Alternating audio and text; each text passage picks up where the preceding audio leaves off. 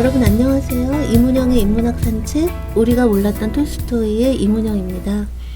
여러분 일주일 동안 잘 지내셨나요? 오늘은 우리가 몰랐던 톨스토이 2부를 여러분들께 들려드리려고 합니다. 그래서 저번 주에 제가 톨스토이가 본격적인 평화 사상가로 나서기 전에 그의 어떤 회심, 그리고 그의 참회, 그 결과물로 나온 참회록까지에 대해서 여러분께 말씀을 드렸고요. 오늘은 그럼 이제 참회록 이후로 톨스토이가 어떻게 본격적인 평화 사상가, 평화 실천가로서 나아가는지, 그 다음에 그 내용이 무엇인지, 톨스토이가 그러다가 왜 도대체 파문을 당한 건지, 그런 파문 당할 정도로 파격적이었던 톨스토이의 그 종교관이라고 하는 건 도대체 뭐였는지, 그 당시 러시아 사회는 정말 혁명으로 들끓고 있었고 세계적으로도 굉장히 격동하는 그런 시대였는데, 톨스토이는 정말 세계적인 그 평화 인물이라고 말씀드릴 수 있거든요. 이 톨스토이가 이러한 주변 러시아나 세계 정세와 만나서 톨스토이의 사상이 어떠한 이야기들을 만들어 나가는지를 여러분들께 설명을 드릴게요. 톨스토이는 이제 참회록을 발표를 한 이후에 자기 자신의 참회와 더불어서 사회에도 참회를 요구를 합니다. 그때 제일 먼저 그의 비판이 향했던 곳이 바로 러시아의 정교회의 공식 교회입니다. 아시다시피 러시아는 러시아 정교를 이제 주된 신앙으로 하고 있고요. 그 공식 교회가 있고 거기 총대주교라고 해야 되나요? 이제 그런 게 있고 했는데, 톨스토이는 민중의 신앙과 달리 이런 공식 교회가 요구하는 신앙 속에 어떤 허위 그리고 어떤 폭력이 존재한다라고 생각을 했습니다. 그 폭력의 정체는 뭐냐면, 첫 번째는 자기에게만 진리가 있다고 생각하고 자기와 다른 믿음을 가진 모든 사람들을 이단으로 모는 그런 오만함, 그리고 무엇보다 국가가 치르는 전쟁이라고 하는 최고의 악을, 그러니까 가장 반종교적인 그 악을 교회가 정당화해 주고 있다라는 데 있었습니다. 톨스토이가 보기에는. 그래서 톨스토이는 참회록 이후로 그런 종교 비판된 책들을, 이론서들이죠. 그러니까 소설이 아니라 그런 이론서들을 굉장히 많이 쓰는데요. 예를 들면 나는 무엇을 믿는가, 보통 이제 나의 신앙이라고 우리나라에 많이 알려져 있고요. 뭐 교리신학 연구, 종교란 무엇이며 그 본질은 무엇인가, 이런 책들을 내게 되고요. 근데 이 책들의 주된 논조는 다 당시 러시아 공식 교회를 아주 신랄하게 비판을 하는 거였거든요. 그래서 결국 그 검열에 걸려서 당시 러시아에서 제대로 출판되지 못하고 주로 다 유럽에서 먼저 출판이 되게 됩니다. 그리고 이런 종교 관련 저작들을 통해서 이제 한편으로는 비판을 하고, 한편으로는 그렇다면 이런 거짓된 기만적인 공식 교회를 대체할 만한 새로운 신앙은 무엇인가에 대해서 톨스토이는 자신의 어떤 그 견해를 피력을 했습니다. 책들 속에서. 그래서 이 톨스토이가 창설하고 싶어 했던 진실로 새로운 기독교를 이제 만들어야 된다고 생각했는데, 그 핵심을 담고 있는 또 다른 저술, 또 간디가 이 책을 읽고서 이 책 앞에서 다른 모든 책들은 빛을 잃는다 라고 극찬을 했었던 그 책이 하느님 나라는 내 안에 있다, 너희 가운데 있다, 이런 책이 있습니다. 그래서 이 톨스토이가 창설한 진실로 새로운 기독교의 실체, 그러니까 가장 중요한 실체가 뭐냐면, 저번 시간에 말씀드린 것처럼 톨스토이에게 있어서 종교는 어떤 우주, 생명과 인간에 대한 관계면서, 또 그 인간이 이 땅을 의미 있게 살아가기 위한 어떤 규칙들, 약속들이라고 말씀드릴 수 있거든요. 근데 이런 그런 규칙들의 약속을 아무리 무식한 사람도 다 이해하고 실천하기 위해서는 쉬워야 되잖아요. 누구든 들으면 이해할 수 있고. 근데 타락한 교회들이 그러니까 자기들만이 어떤 종교나 신앙에 대한 특권을 가지기 위해서 되게 알쏭달쏭한 기적이나 아니면 아주 뭐 미스테리한 신비 이런 것들로 이렇게 너무나 자명한 어떤 규칙들, 말씀들 이런 것들을 가린다라고 톨스토이는 생각을 했습니다. 그래서 톨스토이는 일체의 신비와 기적, 또 불합리한 믿음이 제거된 누구나 이해할 수 있는 아주 이성적인 종교로서 초기 기독교를 회복하자라고 주장을 합니다. 근데 이 초기 기독교의 정신이라고 하는 거는 무엇보다 4대 복음서, 그러니까 신약의 4대 복음서에 집약되어 있고, 그 중에서도 특히 마태복음 5장에서 7장의 그 산상 설교 있죠. 예수의 산상 설교에 집약되어 있다라고 톨스토이는 주장을 했고요. 그래서 이 산상 설교의 핵심을 톨스토이는 화내지 말라, 간음하지 말라, 맹세하지 말라, 악의 폭력으로 대항하지 말라, 적을 내 몸처럼 아끼라, 이렇게 5가지로 요약을 하고 구약의 10계명을 이 5계명으로 대체를 합니다. 그리고 톨스토이는 이 모든 계율, 또 이 모든 기독교의 그런 약속이나 규칙들을 관통하는 것은 바로 사랑의 법칙이고, 이것은 기독교 황금률, 그러니까 마태복음 7장 12절에 무엇이든지 남에게 대접을 받고자 하는 대로 너희도 남을 대접하라 라고 하는 여기에 잘 드러나 있다라고 생각을 했습니다. 그러니까 톨스토이는 사랑이야말로 인간의 삶을 의미 있게 만드는, 죽음 앞에서도 인간의 삶을 무력화시키지 않는 유일한 것은 사랑의 실천, 사랑의 법칙이라고 생각을 했고 주장을 했고, 이러한 생각은 톨스토이가 죽을 때까지 변하지 않습니다.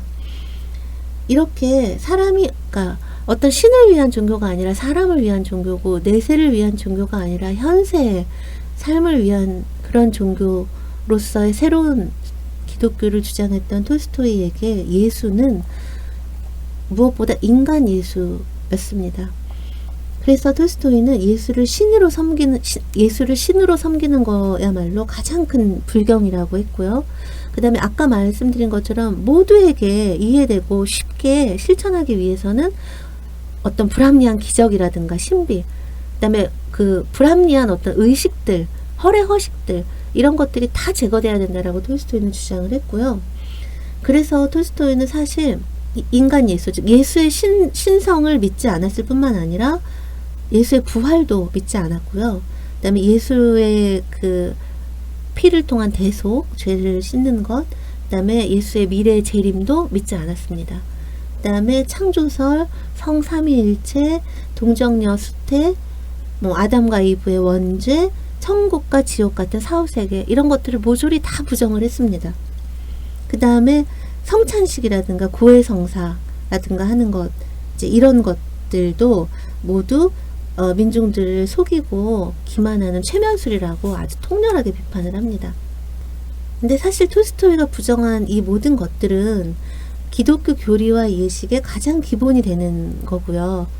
특히 예수의 신인성, 그러니까 신이면서 인간인 신인성이나 부활, 또 예수를 통한 구원과 영생을 믿지 않는 기독교를 과연 기독교라 할 수 있을지는 지금의 관점에서도 사실 의심스럽습니다.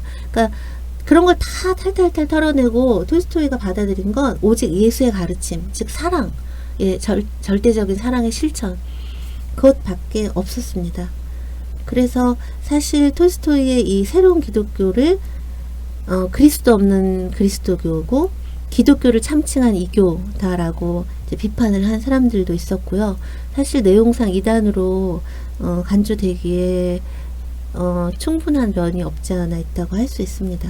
마침내 1901년 2월에 러시아 정교회 최고 종교회의는 톨스토이를 사이비 교주로 칭하고, 그리고 톨스토이의 파문을 공식 발표를 하게 됩니다. 기관지를 통해서. 근데 톨스토이는 여기에 대해서 내가 정교회를 버린 것은 맞다. 그러나 신을 거역해서 버린 게 아니라 온 힘을 다해 신을 섬기기 위해서 버렸다. 그리고 지금 현재 교회의 가르침은 교활하고 해로운 거짓이고 정말 천한 미신과 속임수의 조합이다 라고 얘기를 합니다.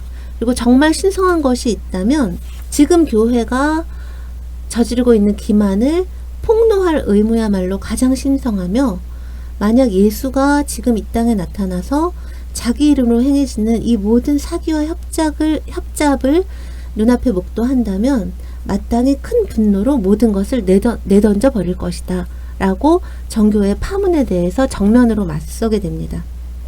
사실 톨스토이가 파문당한 진짜 이유는요, 톨스토이가 이렇게 종교상의 파격을 요구했기 때문만은 아닙니다.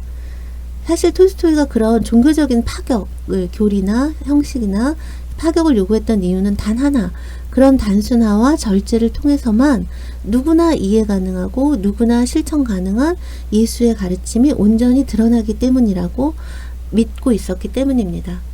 그렇다면 이렇게 쉽고 간명한 예수의 가르침이 도대체 왜 실현되지 않는 걸까?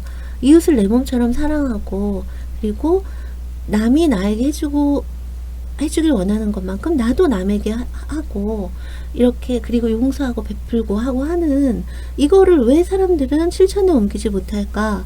라고 하는 그 이유가 바로 톨스토이는 국가 때문이라고 얘기를 합니다. 그러니까 제가 좀 전에 말씀드린 것처럼 톨스토이가 파문을 당한 게 단지 종교적인 이유 때문만이 아니라는 거는, 톨스토이의 반교회론이라고 하는 것은 톨스토이의 반국가론과 직결되기 때문입니다. 그리고 이렇게 톨스토이가 반국가를 주장할 수밖에 없었던 이유는, 아까 말씀드린 것처럼 톨스토이의 새로운 기독교의 본질을 한마디로 요약하라 그러면 그것은 사랑의 법칙이거든요. 사랑의 실천.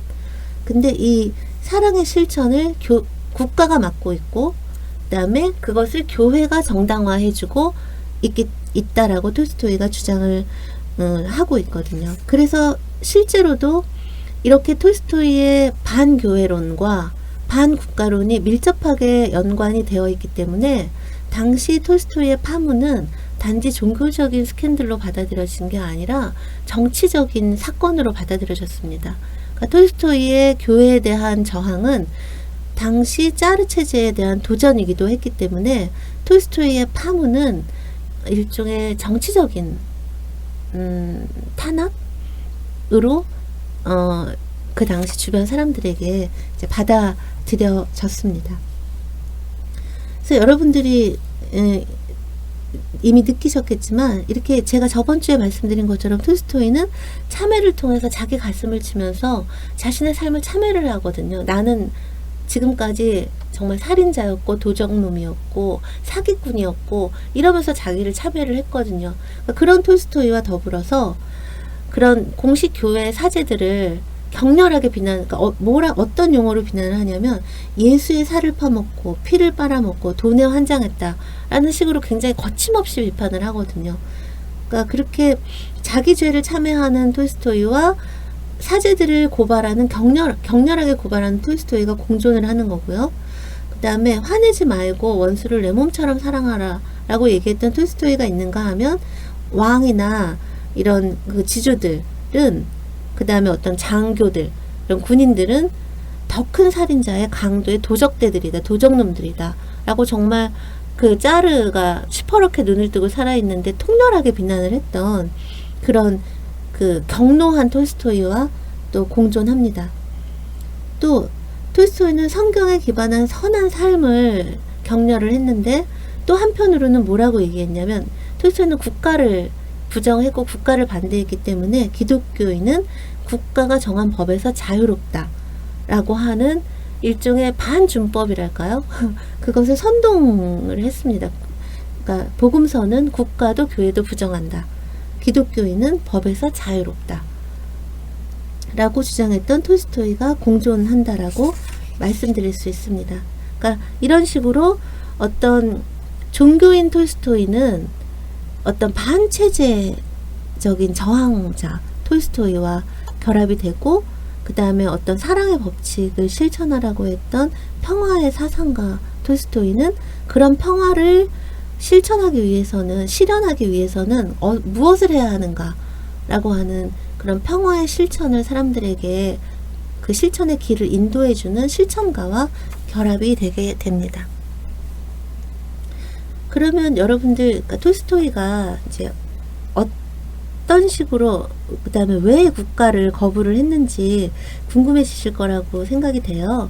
그게 가장, 그러니까 톨스토이가 그 참회록 이후로는요, 가능하면 예술작품을 쓰기보다는 이제 이론서들을 굉장히 많이 썼어요. 그러니까 자신의 이런 종교적이거나 또는 윤리적이거나 이런 것들을 드러내는 그런 이론적인 책들을 많이 썼고요. 물론 이제 그 이후에도 시나리오 희곡도 썼고, 소설도 아까 말씀드린 것처럼, 그러니까 저번 주에 말씀드린 것처럼 부활 같은 장편 소설도 썼고, 뭐 그 다음에 농부나 어린이들을 위한 동화나 이런 것도 쓰고 하기는 했지만, 그런 말년에 쓴 그런 예술 작품들은 어떤 톨스토이가 생각했던 평화사상에 봉사하는 그런 작품으로서의 성격이 좀 강했다라고 말씀드릴 수 있습니다.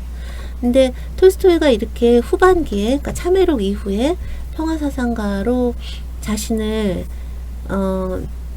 전면화한 이후에 쓴 글들에는 거의 대부분 반국가주의적인 그 사상들이 드러나 있다고 봐도 과언이 아닙니다. 근데 그 중에서도, 저번 시간이었나요? 그 하느님 나라는 내 안에 있다라고 하는, 앞으로는 제가 하느님 나라라고만 말씀을 드릴게요. 이제 거기 그 책 속에 가장 정확히 나타나 있다라고 말씀을 드릴 수가 있어요. 그럼 이제 이런저런, 그 다음에 또 톨스토이가 폭력의 법칙과 사랑의 법칙, 이런 톨스토이의 정신적 유언이라고 불리는 이제 책도 그런 반국가주의에 대해서 그런 내용을 갖고 있는 책이라고 할 수 있고요. 그럼 톨스토이는 왜 국가를 거부를 했을까요? 그거는 진정한 그런 기독교가 실천해야 할 사랑의 법칙을 국가가 기반한 폭력의 법칙이 불가능하게 하기 때문입니다. 즉 톨스토이가 보기에 국가의 기반이 폭력의 법칙에 있다라고 생각했다라는 거죠. 그러니까 사랑이 남에게 대접받고자 하는 대로 남을 대접하는 거면, 폭력은 남에게 대접받기 위해서 남을 강제하는 것이다. 근데 국가를 한번 살펴보면 통치의 근간을 이루는 사법제도, 조세제도, 병역제도 모두가 폭력과 강요에 기반한다라고 톨스토이는 본 것이죠. 그러니까 사법제도, 그러니까 형제가 형제를 체포하고 심판하고 심지어는 사형장에 보내고 뭐 감금하고 강제 노동을 시키고 하는 건 뭐 말할 것도 없고요. 또 조세제도라고 하는 것도, 그거는 형제가, 그러니까 한 줌밖에 안 되는 부자가 가난한 백성 전체를 갈취하는 제도라고 생각을 했어요. 그 다음에 병역제도, 형제를, 다른 형제를 죽이라고 훈련까지 시켜서 사지로 내모는 거, 이게 병역제도라고 톨스토이는 생각을 했습니다. 그러니까 국가의 그 근간 자체가 바로 기본적으로 이런 폭력의 법칙에 기반하고 있는 것이고, 이거는 사랑의 법칙이라는 그리스도의 율법과 정면으로 배치되는 것이라고 톨스토이는 생각을 한 거였죠. 근데 사람들이 이제 얼핏 생각하기에, 그 당시 제정 러시아 때 짜르 정부가 너무 나빴으니까 국민의 90% 이상이 정말 헐벗은, 정말 한 줌의 부자들 외에는 90% 이상의 국민들이 굶주려야 했던 너무 나쁜 나라였으니까 라고 생각하실 수 있을 텐데요. 사실 톨스토이는 나쁜 국가만 거부한 게 아니었습니다. 그러니까 톨스토이가 거부한 국가는 당대 러시아 짜르 체제만이 아니라 모든 국가, 그게 전제정이건 입헌군주제건 민주공화정이건 간에 모든 국가는 기본적으로 폭력에 기반하며 그 해가 그것이 주는 이익에 비해서 비할 수 없이 크다라는 점에서 다 똑같다, 다를 게 없다라고 생각을 했습니다. 그리고 톨스토이가 이렇게, 그러니까 억압적인 정치 체제로서의 국가만 거부한 게 아니라 모든 국가 일반을 거부를 한, 그러니까 아주 근원적인 국가 부정을 했었던 이유는, 톨스토이가 국가가 기반한 폭력, 그 폭력의 근원이 어디 있느냐, 바로 법에서 있다라고 생각을 했기 때문입니다. 그러니까 준법 합법이라도 법 자체가 폭력이기 때문에 결국 폭력이라는 것, 폭력의 실행이라는 것이죠. 안녕하세요. 오창익입니다. 인권연대는 정부나 기업의 지원을 사양하고 오로지 시민의 참여로만 운영하는 100% 순도의 민간 인권단체입니다. 1999년 창립 이래 한눈 팔지 않고 오로지 인권운동에만 매진해 왔습니다. 인권연대 회원으로 참여해주세요. 인권연대 회원이 늘어나면 그만큼 인권연대 활동도 풍부해지고 활발해집니다. 인권연대 회원 가입은 인권연대 홈페이지를 참고해주세요. 감사합니다. 톨스토이는 기본적으로 도대체 법을 만들 수 있는 사람, 그 사람들의 권리를 누가 주느냐, 그 다음에 법을 실행하고 집행할 수 있는 자들의 권리를 누가 주느냐 라고 하는 것을 문제시 삼았습니다. 그러니까 보통 사람들이 입법이 국민 전체 의사 표현 행위라고 하는데, 톨스토이가 보기에는 그 어떤 법도 전체 국민의 의사를 대변할 수는 없다라고 얘기를 하고요. 그래서 톨스토이는 법을 어떻게 정의를 하냐면요. 법은 조직화된 폭력이다. 또는 조직화된 폭력으로 통치하는 사람들, 그 사람들이 만든 규칙이다라고 정의를 내립니다. 근데 사실 이제 법이라고 하는 것에서 폭력의 어떤 근원을 발견하는 거는 사실 요즘에 아주 현대적인 폭력 이론들에서 우리가 아주 흔하게 발견할 수 있는 이론이거든요. 그러니까 우리가 보통 법하면 정의고, 법은 폭력하고는 상관이 없고, 법은 폭력으로부터 우리를 보호하는 거라고 그렇게 생각하는 게 이제 상식이겠지만, 그러나 좀 더 철학적이고 아주 근원적인 물음을 던져본다면, 법이 정의이고 법이 폭력으로부터 과연 우리를 보호해 주는가, 그 법 자체가 폭력은 아닌가. 여러분 혹시 뭐 베냐민의 법 정립적 폭력, 뭐 이런, 그러니까 창법적 폭력, 뭐 이런 개념들을 들어보셨는지 모르겠는데, 그러니까 이런 논의는 지금 우리에게는 그렇게 낯선 게 아니지만 톨스토이 이 시대에는 굉장히 혁신적인 거였다라고 말씀드릴 수 있을 것 같습니다. 그러니까 법의 합법성이라고 하는 것에 아주 근본적인 의문을 제기했다라고 하는 점에서요. 그리고 국가가 독점한 폭력, 보통 이제 우리가 베버나 아니면 홉스나 근대 국가의 정의를 주어진 영토 안에서 국가가 폭력을 독점하는, 국가의 폭력 독점, 이것이 가장 기본적인 본질이라고 우리가 얘기를 하는데, 그럴 때 그 국가가 독점한 폭력의 합법성이, 그것이 얼마나 정당한 것인가, 이런 문제 제기의 원류, 정말 원류에 해당하는 게 톨스토이라고 얘기할 수 있을 것 같습니다. 근데 그러면 이제 그 당시에 이제 국가 체제를 무너뜨리기 위해서 막 혁명주의자들이 굉장히 활발한 활동을 하고 있었잖아요. 톨스토이 시대에 하고 있었거든요. 톨스토이 시대에. 근데 톨스토이는 그 혁명에도 반대를 했습니다. 왜냐하면 그러니까 이때의 혁명은 이제 당시 러시아의 그 볼셰비즘, 뭐 막시즘 이런 것들은 주로 폭력 혁명을 얘기를 했기 때문에, 톨스토이가 보기에는, 톨스토이가 국가를 반대한 이유는 그게 폭력에 기반했기 때문인데, 그 국가를 없애기 위해서 또 폭력을 쓴다라는 게 말이 안 되는 거죠. 톨스토이 입장에서는. 그래서 톨스토이는 혁명은 결국 폭력에 의한 폭력의 대체일 뿐이고, 폭력에 기반한 권력의 의지는 더 큰 폭력을 낳을 수밖에 없다라고 얘기를 하면서, 왜냐하면 혁명이 일단 성공하는 것 같이 보이더라도 그들은 패배한 적들의 분노로부터 스스로를 보호해야 한다.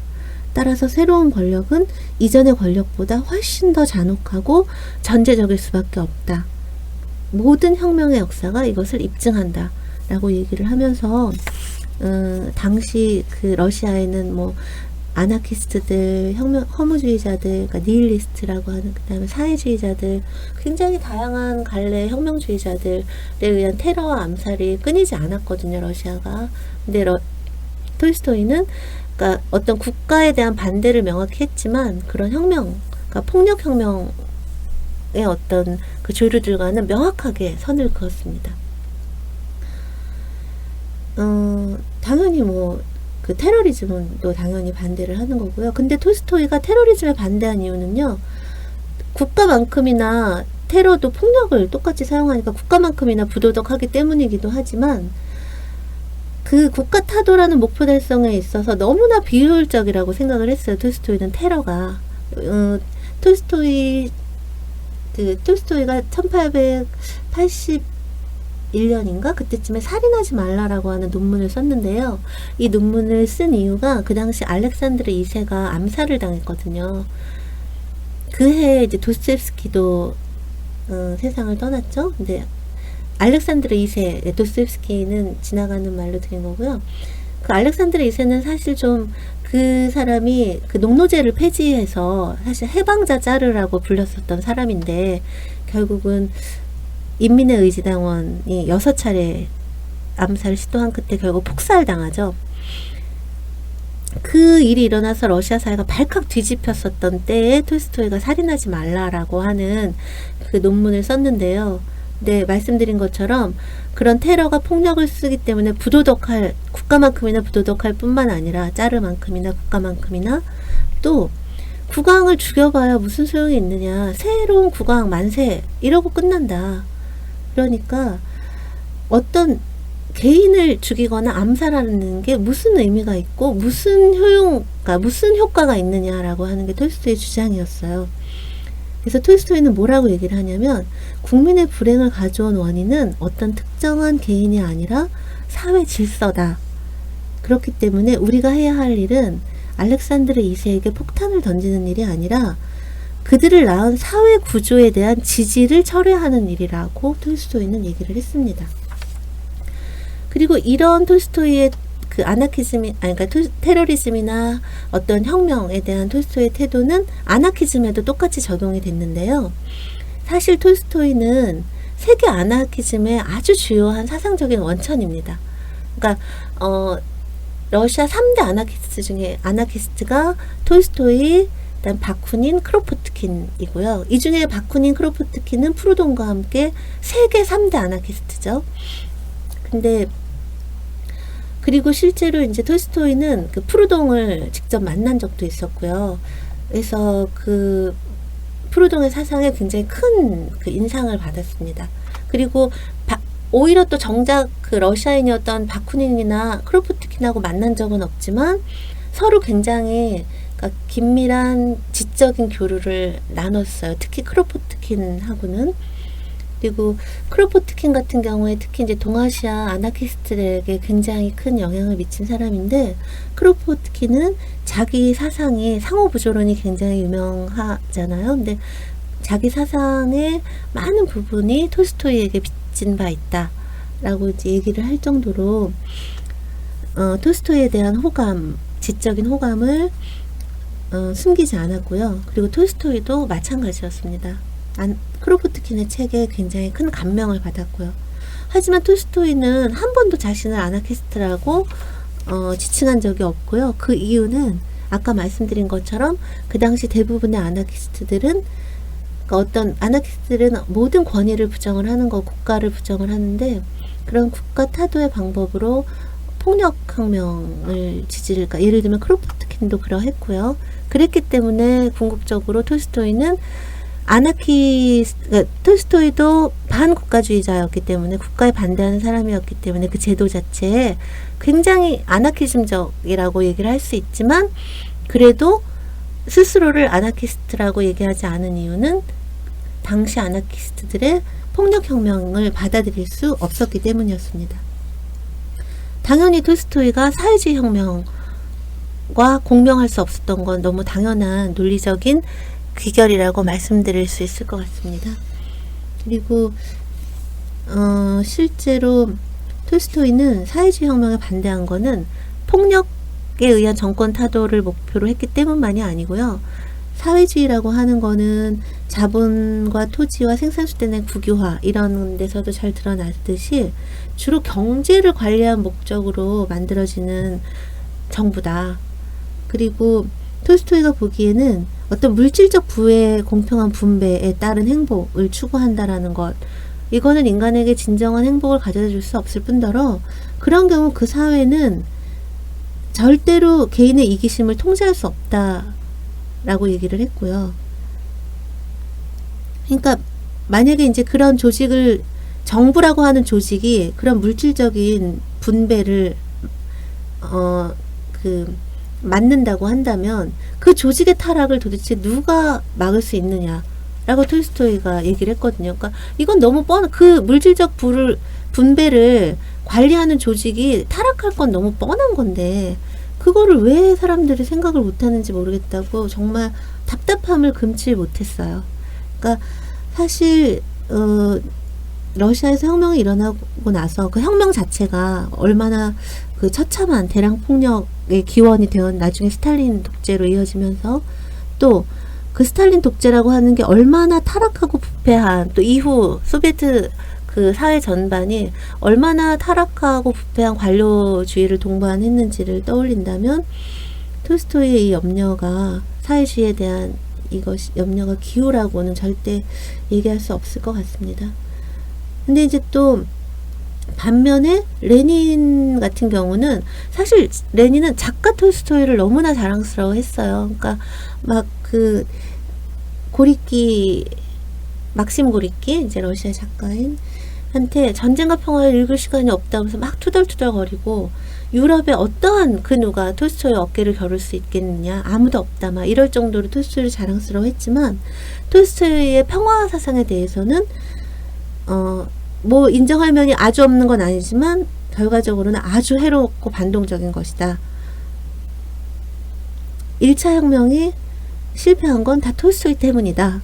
이렇게 생각을 했습니다. 하지만 레닌은 그 모든 톨스토이의 장점과 단점을 다 합친 것이 바로 그 당시 1차 혁명의 가능성과 한계, 또는 러시아 농민의 가능성과 한계를 그대로 보여주는 것이다 라고 생각을 해서 톨스토이의 80살 생일을 기념해서 러시아 혁명의 거울, 그러니까 그 모든 장점 단점 모든 걸 비춰주는 거울, 러시아 혁명의 거울로서 레프 톨스토이라고 하는 이제 논문, 아주 그 기념비적인 논문을 이제 쓰게 되는 것이죠.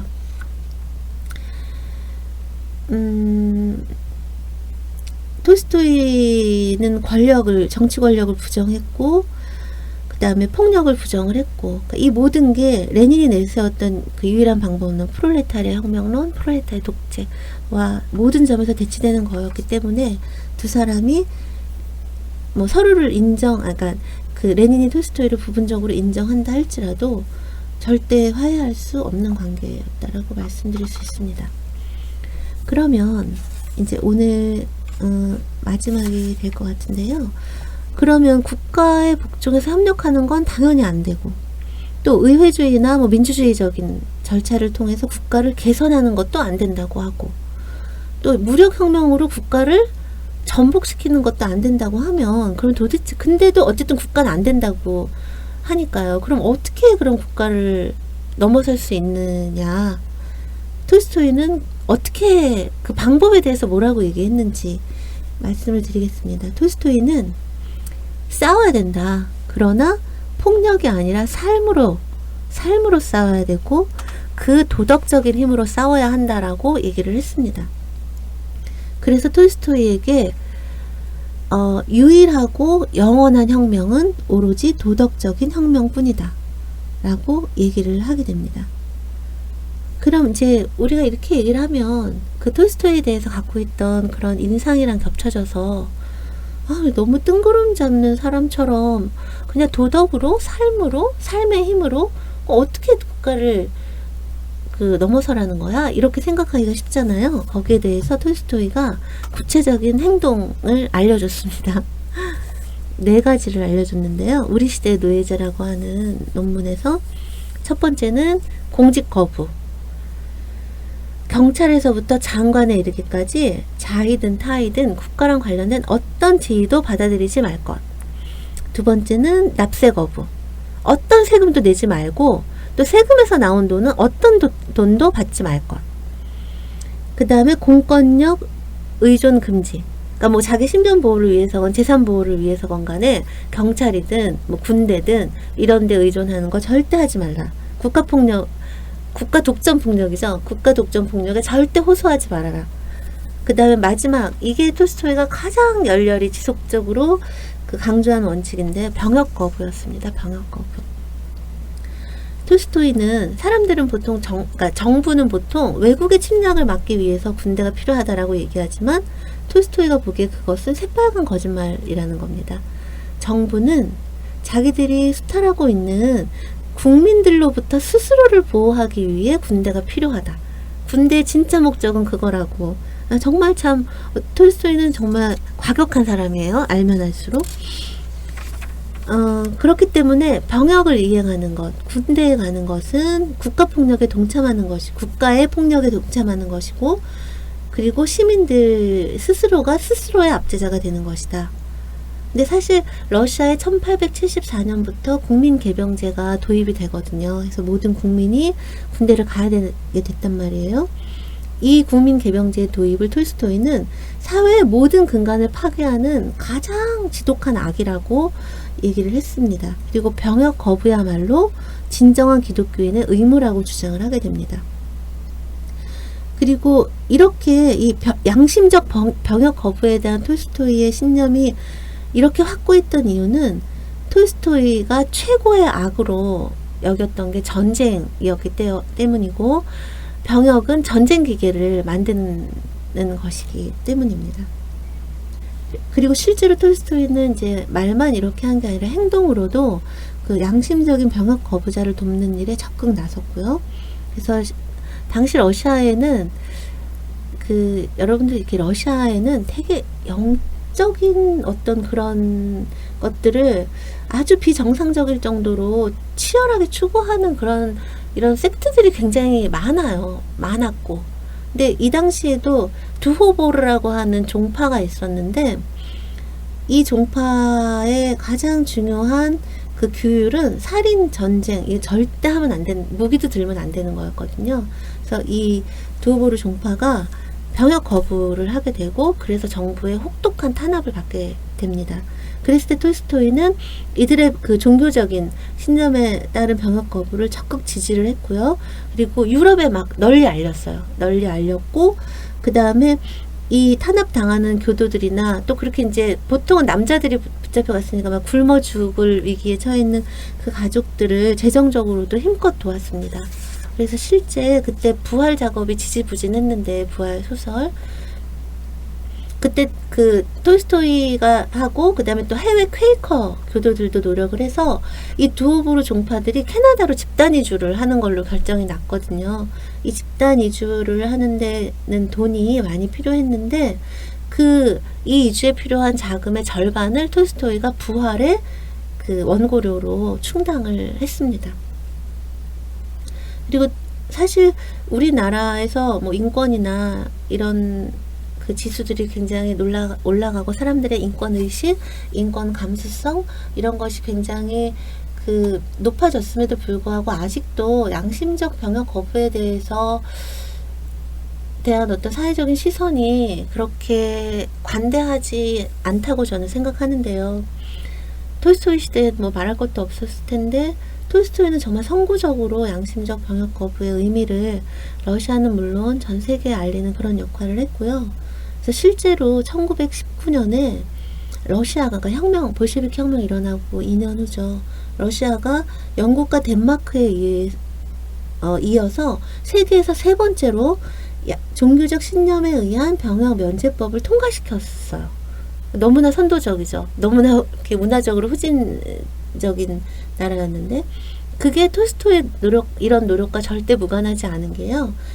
그 법이 그렇게 너무나 그 선진적인 법이 물론 나중에 스탈린 집권 때문에 7년 만에 폐지되기는 해요. 하지만 이 법을 만들어낸 게 바로 톨스토이의 비서이자 정말 그 충직한 신봉자였던 그 비서 체르트코프가 톨스토이의 유지를 받들어서 이 법을 통과시키는데 온 힘을 다했기 때문이라고 말씀드릴 수 있습니다. 그러면 제가 여러분들께, 그러니까 톨스토이가 가지고 있었던 되게 파격적인 종교관, 파문을 불러일으킬 정도의 그런 정말 적그리스도라 불릴 정도의 그런 그 종교관, 그 반교회적인 그 생각들이 그의 반국가론과 어떻게 연결이 되는지, 그가 국가를 왜 반대를 했고, 그다음에 그 국가를 그러면 그런 국가라는 제도를 넘어서기 위해서는 어떠한 행동을 해야 하는지, 그리고 그걸 위해서 실제로 톨스토이가 어떠한 일을 했는지에 대해서 오늘 여러분들께 말씀을 드렸고요. 다음에는 약간 지평을 넓혀서, 그러면 이제 지금은 그다음에 여러분들께 그 당시 제정 러시아, 혁명을 앞둔 제정 러시아 상황에서 그 당시에 막 시대적인 그런 여러 흐름들이었던 뭐 사회주의와의 관계나 아니면 뭐 테러리즘이나 아나키즘이나 이런 그런 사회 사상과의 관계는 어땠는지, 이제 이런 부분들을 오늘 여러분들께 말씀을 드렸고요. 다음번에는 그러면 톨스토이의 이러한 평화 사상, 그 다음에 이런 식의 반국가주의, 반민족주의, 반애국주의라고 하는 게 그 당시 1차 대전을 앞두고 있었던 세계 평화와는 어떤 식으로 맞물렸는지에 대해서는 제가 다음 주 3부? 예, 3회 차에서 여러분들께 설명을 드리기로 하고요. 오늘은 여기서 마치도록 하겠습니다. 여러분 오늘 즐거운 금요일 되시고요. 그리고 주말 편안히 잘 평화롭게 맞이하시기 바랍니다.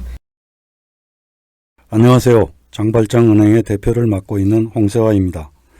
200만원, 300만원 벌금을 내지 못해 감옥에 갇히는 분이 매년 4만 명이 넘습니다. 장발장은행은 이분들에게 무이자 무담보로 대출을 해주고 있습니다. 장발장은행을 후원해 주시기 바랍니다. 실로 모든 게 엉망으로 치닫는 듯한 세상입니다마는 스스로 아름다워지는 데에